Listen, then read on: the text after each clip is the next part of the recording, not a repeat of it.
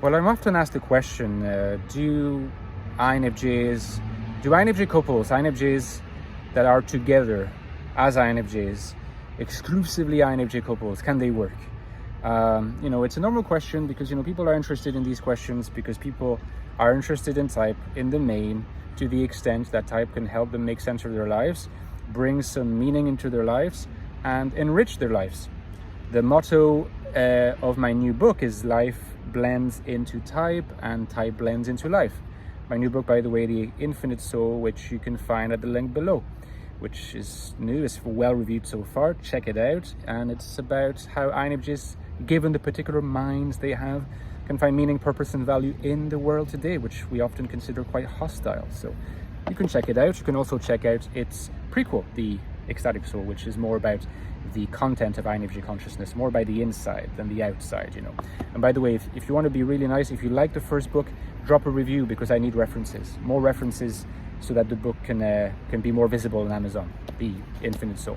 Okay, so thank you so much. So it's not a surprise that, given that people have the core, segment of subjectivity in the way that they approach type, it's not a surprise that they should see type as, among other things, a way to navigate relationships.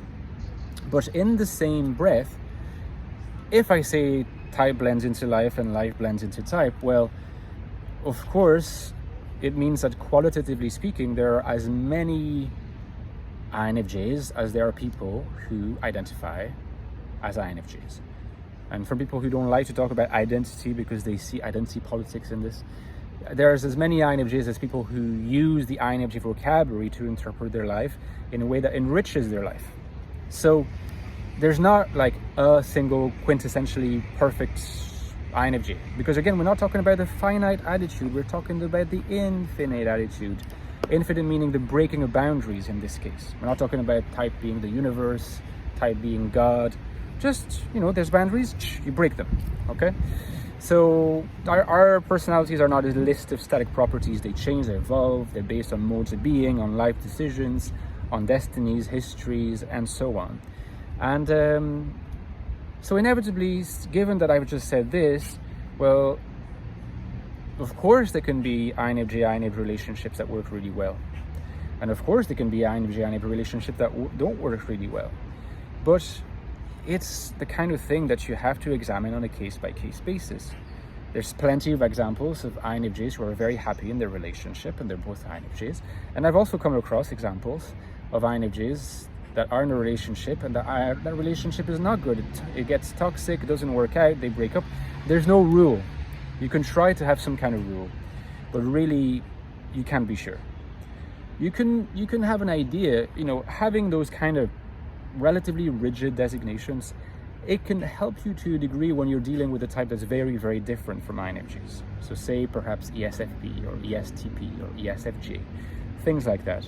Like when we know that a particular type family is very far from ours, then we can probably allow ourselves to be a little bit more confident that compatibility is not a given here.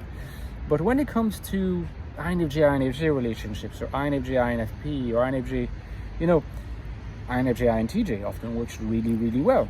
Other times, FI and FE clash, it doesn't work that well. And again, don't forget that we should never talk about cognitive functions, in isolation. They're always a particular cognitive function as deployed by a particular person, with their own particular state of health, their own level of toxicity or of integration.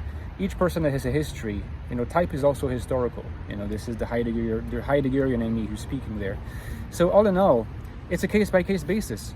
Yes, at first sight, there's every reason that INFJ relationships can work really well, but you can't be sure. Instead of just looking at another person as, she's an INFJ or he's an INFJ, so I must be with them. First of all, look at them as what they really are. Figure out whether, their love language is the same, because INFJs don't all have the same love language. Clearly, they don't always have the same relationship to intimacy. They don't have the same attachment styles, because attachment style is not related to type, okay?